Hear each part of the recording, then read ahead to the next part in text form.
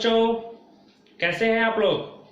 मैं Vivek Mishra IIT JEE mentor Kota point आपका स्वागत करता हूं मॉडर्न फिजिक्स के फोर्थ लेक्चर में।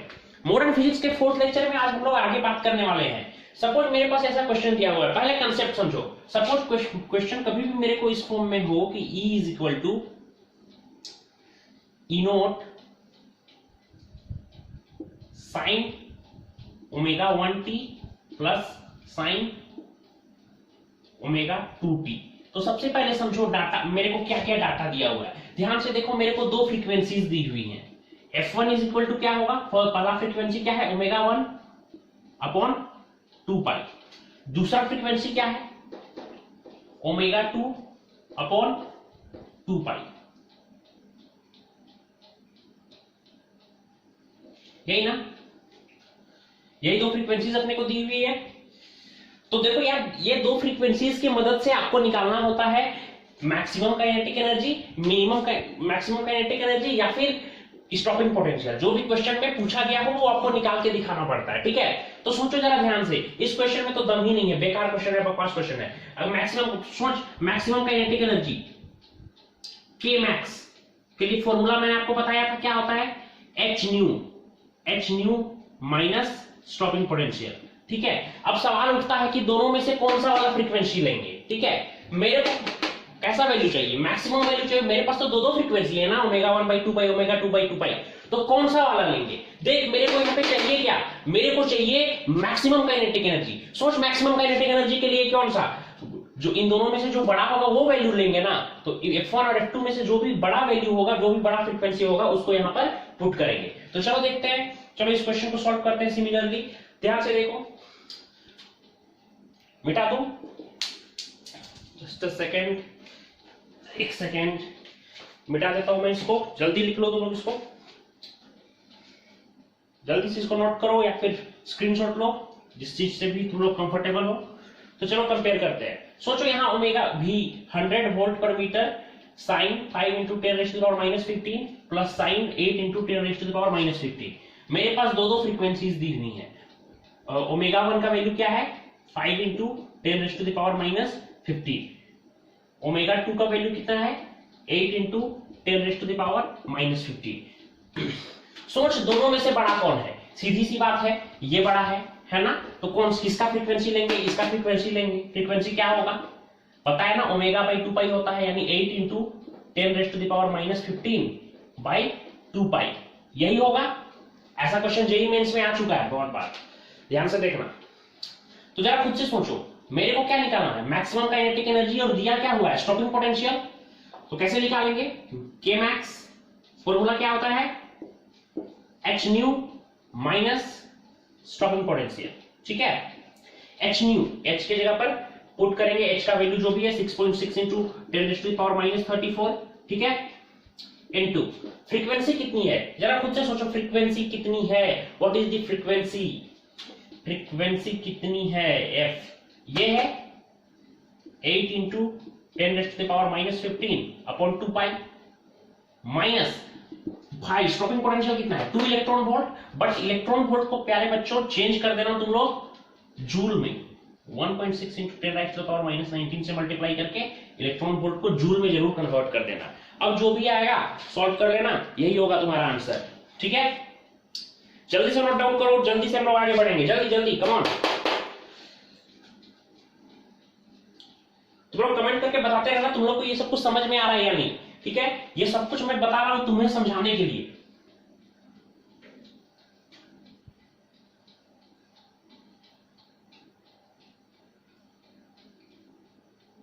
ये व्यूज बढ़ाने के लिए, लाइक्स बढ़ाने के लिए, सब्सक्राइबर्स बढ़ाने के लिए, इसके लिए मैं ये सब कुछ नहीं बना रहा हूं ताकि आपको समझ में आए। तो मोस्ट इंपॉर्टेंट ये है कि अगर आपको समझ में आए तो आप कमेंट करके जरूर बताइए, ठीक है। ऑल ऑलराइट, चलिए आगे बढ़ते हैं।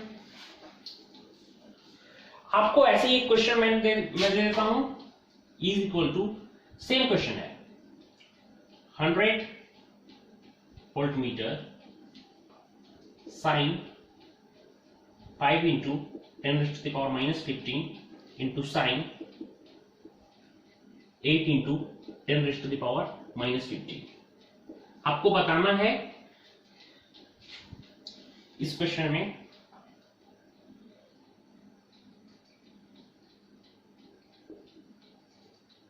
के मैक्स आपको गिवन है आपके पास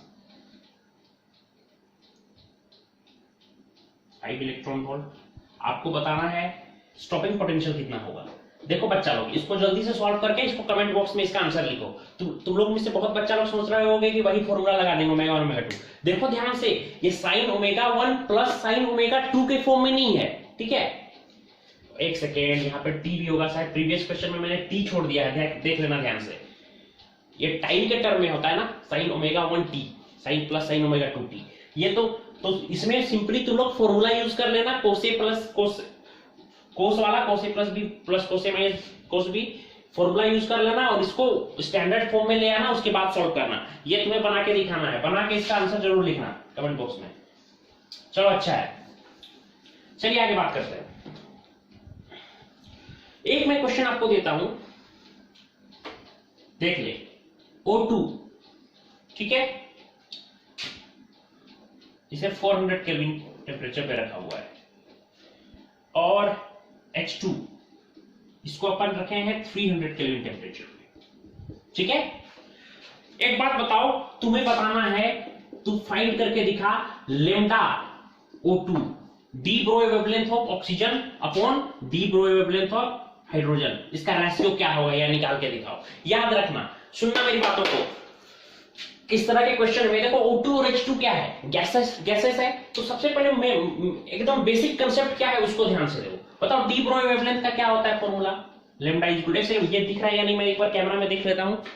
हाँ, सभी जगह याद करो, डी ब्रो वेवलेंथ का फॉर्मूला क्या होता है, आपने पढ़ा होगा H/mv, यही होता है डी ब्रो वेवलेंथ का फॉर्मूला, ठीक है।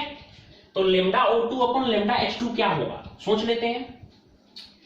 H by M1v1 upon H by M2v2। M1 किसका मास, ऑक्सीजन का, O2 का, M2 किसका मास, H2 का, V1 किसका वेलोसिटी, O2 का, V2 किसका वेलोसिटी, H2 का। H ने H को काटा, ये ऊपर गया, क्या हो जाएगा, M2v2 अपॉन M1v1। अब सोच, अरे M1 और M2 तो तुम्हें पता होगा, M1 और M2 मुझे पता है, तुम्हें M1 और M2 पता होगा, क्योंकि इन दोनों का मोलर मास ही M1 M2 है। बट तुम्हें पता जो नहीं होगा वो होगा V1 और V2। आखिर V1 और V2 क्या है, देखो V1 और V2 इन लोग का आरएमएस वेलोसिटी लेते हैं, इन दोनों का जो Vrms होगा वही होगा, ठीक है, रूट मीन स्क्वायर। तो बताओ Vrms का फॉर्मूला क्या होता है, याद करो याद करो याद करो, जल्दी से Vrms का फॉर्मूला याद करो। याद हो गया होगा, under root 3RT by m। R है रेडबर्ग कांस्टेंट, T है टेम्परेचर, m है मोलर मास और 3 कांस्टेंट है, ये तो पता है ना, नहीं है, ये भी पता नहीं है। चलो सोच, फोड़ देना इसको। चलो Vrms निकालते हैं ऑक्सीजन के लिए, ठीक है, Vrms निकालते हैं ऑक्सीजन के लिए। ऑक्सीजन की वेलोसिटी हमने कितनी मानी है, V1। ध्यान से देखो, ऑक्सीजन का वेलोसिटी V1, हम लोग माने हैं ऑक्सीजन का वेलोसिटी V1, तो V1 अगर मान रहे हैं तो चलो निकाल लेते हैं, अंडर रूट 3RT। टेम्परेचर कितना है, 400 केल्विन, 400 अपॉन मास कितना होता है O2 का, 32, यही ना। चलो V2 मतलब वेलोसिटी निकालेंगे किसका, V2 मतलब किसका वेलोसिटी निकालेंगे, हाइड्रोजन का, वो उसमें भी सेम फॉर्मूला लगेगा, अंडर रूट 3RT मतलब 3 इंटू R इंटू 400, टेम्परेचर कितना है हाइड्रोजन का, 300, और सोच मास कितना होता है, 2, ठीक है। देखो यहां पे मेरे को क्वेश्चन में क्या निकालना है, V2 by V1, M2 by M1 into V2 by V1। V2 कितना है, 3R 300 by 2 under root 3R 300 by 2 upon under root V1 कितना है, अंडर रूट 3R 400 बाई 32।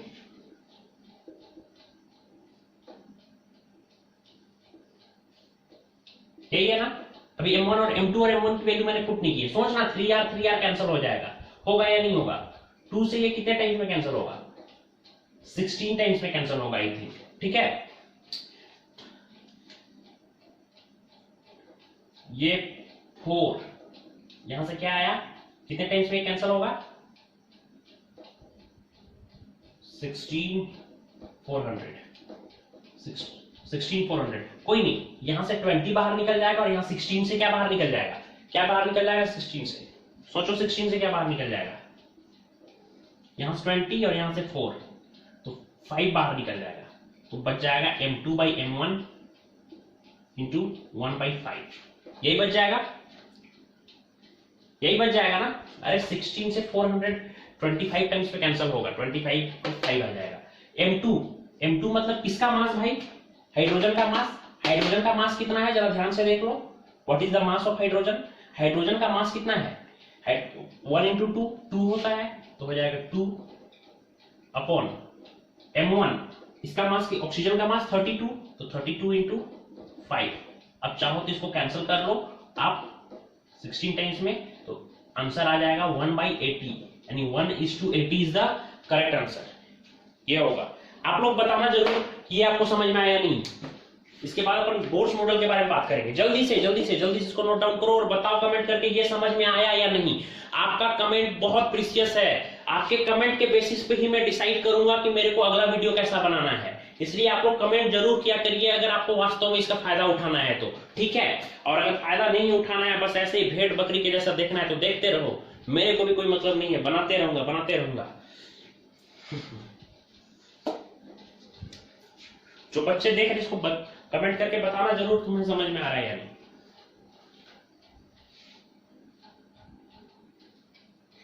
बच्चा लोग बेसिकली अपन डिस्कस करने वाले हैं बोर्स पोस्टुलेट। इससे पहले नील्स बोर से पहले किन ने दिया था अपना पोस्टुलेट, आपको पता होगा। नील्स बोर से पहले किन लोगों ने अपना पोस्टुलेट दिया था भाई? नील्स बोर से पहले जो दिया था जे थॉमसन ने दिया था और आपके रदरफोर्ड ने दिया था, ठीक है। बट मैंने उनको उतना खास नहीं समझा एग्जाम पॉइंट ऑफ व्यू से, इसलिए मैं डायरेक्ट बोर्स पोस्टुलेट में आता हूं। तो उन दोनों ने अपना थ्योरी दिया था और भयंकर रूप से दोनों फेल भी हो चुके थे। तो बोर भाई साहब ने कुछ बातें रखी अपने पोस्टुलेट में। उनका पहला पोस्टुलेट था कि इलेक्ट्रॉन जो है वो सर्टेन ऑर्बिट्स में ही घूमता है। इलेक्ट्रॉन कोई सा भी ऑर्बिट में नहीं घूमता है, वो सर्टेन ऑर्बिट में ही घूमता है, कुछ ऑर्बिट में ही घूमता है, ठीक है। दूसरा उनका था कि इलेक्ट्रॉन जिन ऑर्बिट्स में घूमता है, उसका एंगुलर मोमेंटम h/2 का इंटीग्रल मल्टीपल होता है।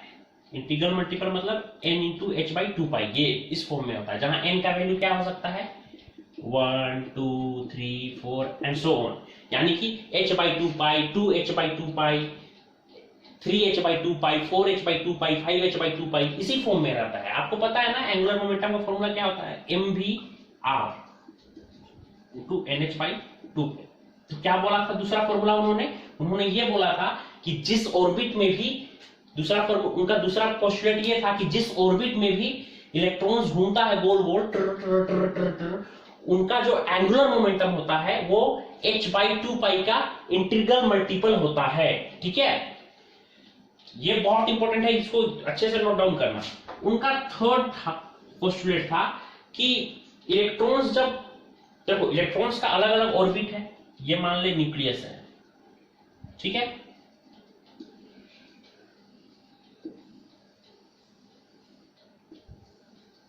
ये न्यूक्लियस है,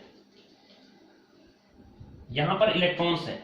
अगर इलेक्ट्रॉन्स को यहां से यहां जंप करना है, ठीक है, अगर इलेक्ट्रॉन्स को यहां से यहां जंप करना है तो इसको क्या करना पड़ेगा, सोचो। अगर इलेक्ट्रॉन्स को यहां से यहां जंप करना है तो इसको ये अपना एनर्जी, इसको कुछ एनर्जी गेन करना पड़ेगा ना, क्योंकि जैसे जैसे हम लोग ऊपर जाते हैं एक्साइटेड स्टेट में, ग्राउंड स्टेट से एक्साइटेड स्टेट में जैसे जैसे हम लोग जाते हैं बहुत सारे ऑर्बिट है, मान लो ये फर्स्ट ऑर्बिट है, ये सेकेंड ऑर्बिट है, ये थर्ड ऑर्बिट है, इसका एनर्जी लेवल है मान लो -2 इलेक्ट्रॉन वोल्ट। मैंने मानने बोला है, एग्जैक्ट नहीं होता है। इसका है मान लो -4 इलेक्ट्रॉन वोल्ट, इसका है मान लो -6 इलेक्ट्रॉन वोल्ट, उल्टा बोल दिया। इसका है -6 इलेक्ट्रॉन वोल्ट, इसका है -4 इलेक्ट्रॉन वोल्ट और इसका है -2 इलेक्ट्रॉन वोल्ट। तो बताओ तीनों में से सबसे ज्यादा कौन है? कुछ बच्चे बोलेंगे -6, भाई साहब माइनस में है, -2 इलेक्ट्रॉन वोल्ट ज्यादा है। पास आउट के बच्चे हो, इस तरह की फालतू की बातें करोगे तो मैं छोड़ूंगा नहीं तुम लोगों को। क्या ये बकवास है? -2 इलेक्ट्रॉन वोल्ट बड़ा है, वो ऑब्वियस सी बात है। तो -6 अगर यहां पर घूमना है तो कम से कम इलेक्ट्रॉन को कितना एनर्जी चाहिए? -6 इलेक्ट्रॉन वोल्ट। बट अब इलेक्ट्रॉन को मस्ती सूझा और इलेक्ट्रॉन जाना चाहता है सेकेंड ऑर्बिट में। तो बताओ सेकेंड ऑर्बिट में घूमने के लिए उसको कितना एनर्जी चाहिए? -4 इलेक्ट्रॉन वोल्ट एनर्जी चाहिए। -4 इलेक्ट्रॉन वोल्ट एनर्जी चाहिए, इसका अब उसके पास पहले से कितना है? -6 और उसको चाहिए कितना? -4 इलेक्ट्रॉन वोल्ट। मतलब उसको एक्स्ट्रा 2 इलेक्ट्रॉन वोल्ट एनर्जी चाहिए। उसको हम लोग हीट करके दे सकते हैं एनर्जी, या फिर और सारे बहुत सारे वेज हैं।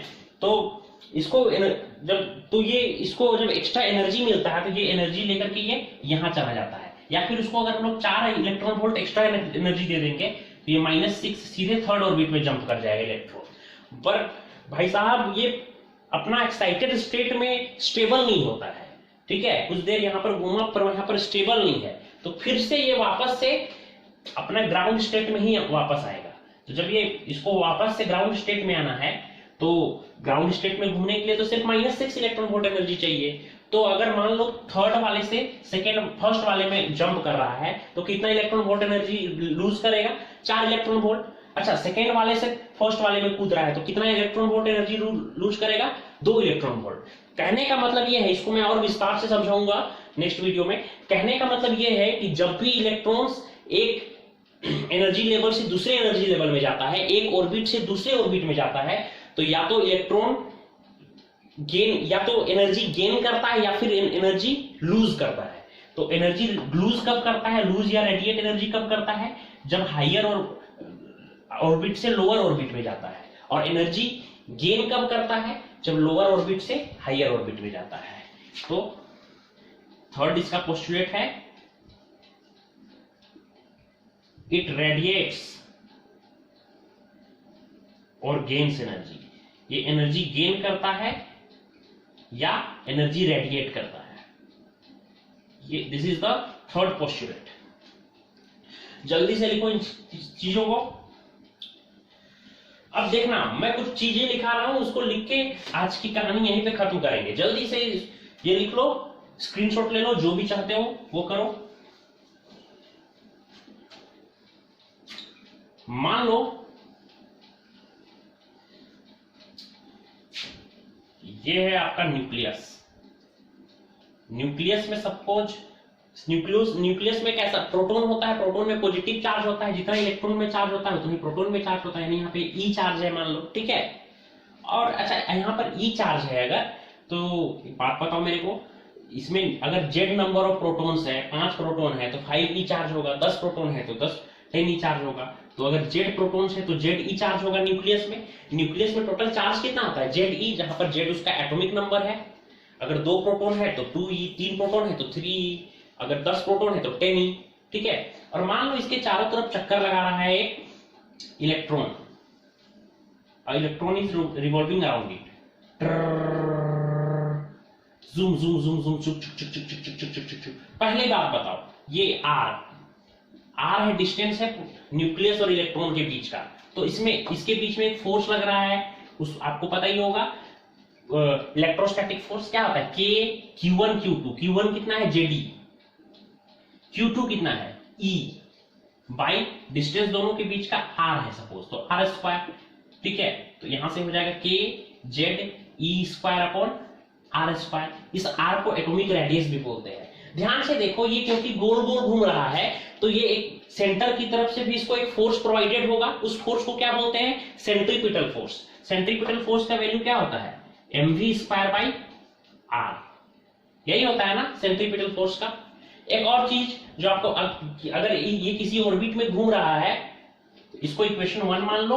अगर ये किसी एक ऑर्बिट में घूम रहा है तो उसका एंगुलर मोमेंटम L जो है वो nh/2 2 पाई के बराबर होना चाहिए ना।